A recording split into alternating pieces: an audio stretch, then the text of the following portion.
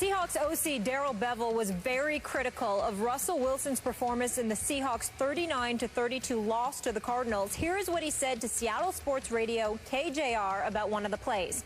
We had full progression, kind of across the board for that one. We had a chance for Tyler Lockett. We had a chance for Doug Baldwin. And basically, Russell said he just missed it. Bevell also singled out other plays where Wilson struggled during the same interview. Skip, what's going on here?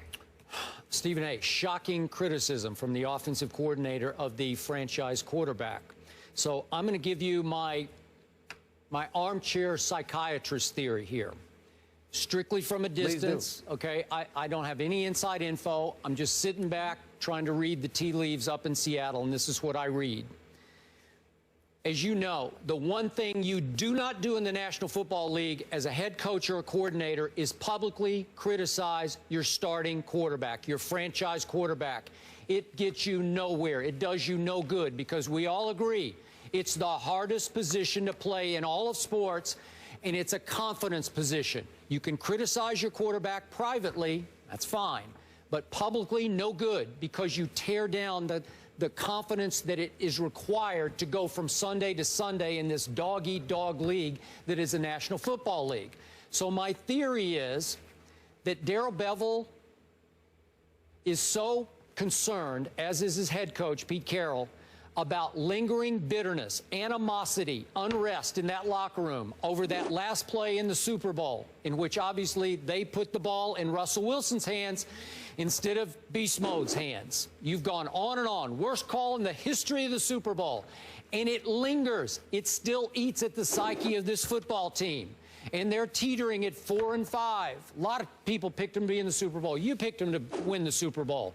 And it's desperate times, desperate measures, as you said in a previous topic. So, theory, Darrell Bevell pulled aside Russell Wilson and said, I'm going to criticize you on the radio.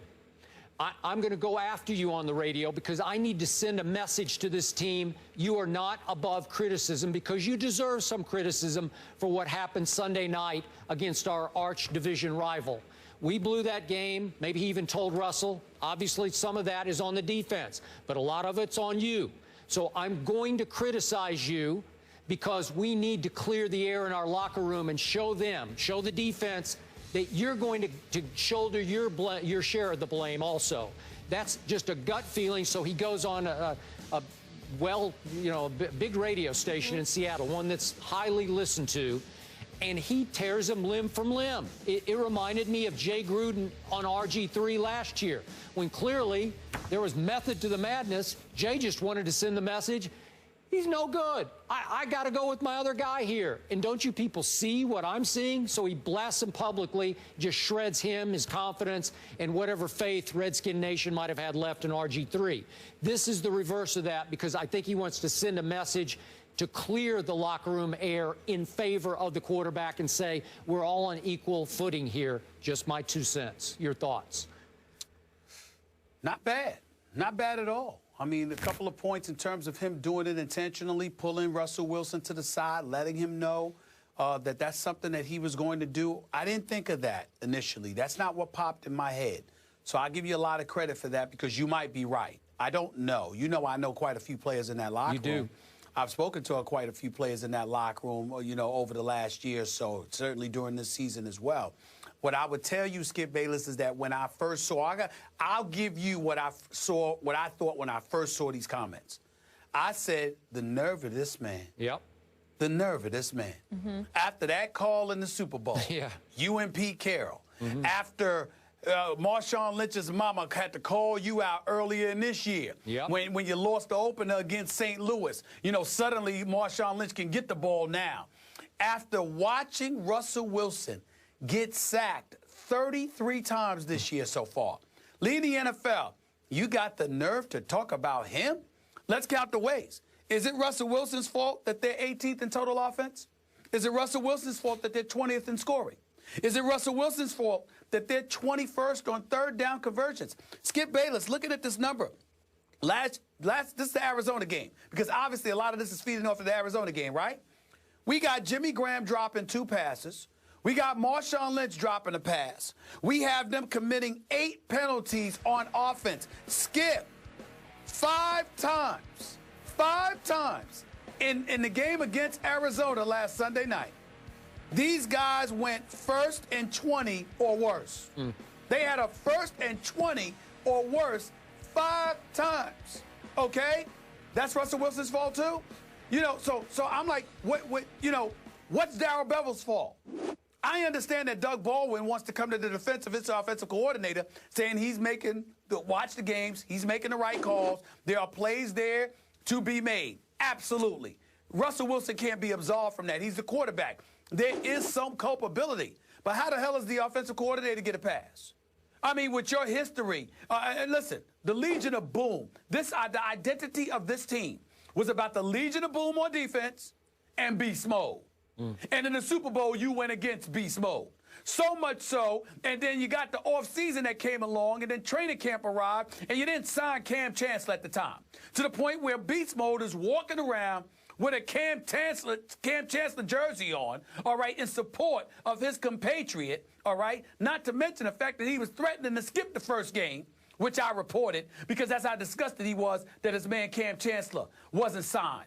Ultimately, you didn't sign him. You didn't restructure his deal. You didn't get him on board. He decided to end his holdout, come back to the team. There's some residue for that.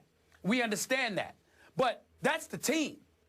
That ain't no excuse for the offense to be struggling the way they was. Whether it's Rawls or beast mode, you got Jimmy Graham added to this offense already. And you still looking like this with these penalties, this level of inconsistency. And not only that, Russell Wilson having minimal protection. You know what I saw against Arizona, Skip Bayless?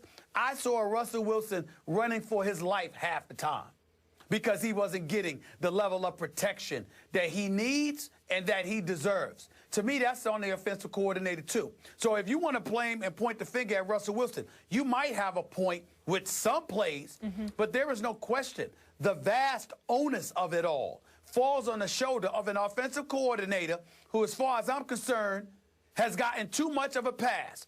The only person that's been willing to call him out is Marshawn Lynch's mama. And that's it. And by the way, she wasn't wrong. She was right. Tell me what did Marshawn Lynch's mama say that was wrong? I mean, if you think about it.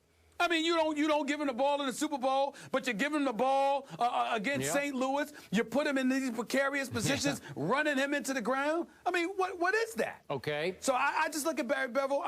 I'm not sold on him. I think he got a lot of nerves calling out Russell Wilson, but all of that doesn't matter if Skip Bayless is right that he pulled Russell Wilson to the side. And said, this is a mechanism I'm going to use. I won't say anything then, but that's the only excuse he has for calling Russell Wilson out like this. If he gave him that heads up. And if you're right. If he gave him that heads up. If there's no hidden agenda here except Darrell Bevell protecting Darrell Bevell, this man, he's not just on a hot seat. It's on fire. He's not going to last much longer. Yeah, I'm with you. That's right. Burning up there in the Pacific Northwest. All right, moving on. Will Peyton Manning step back on the field this year? Right now, he's out of the lineup and uninvolved as the Broncos prep for Chi-Town. Can Brock Osweiler get Denver back on track?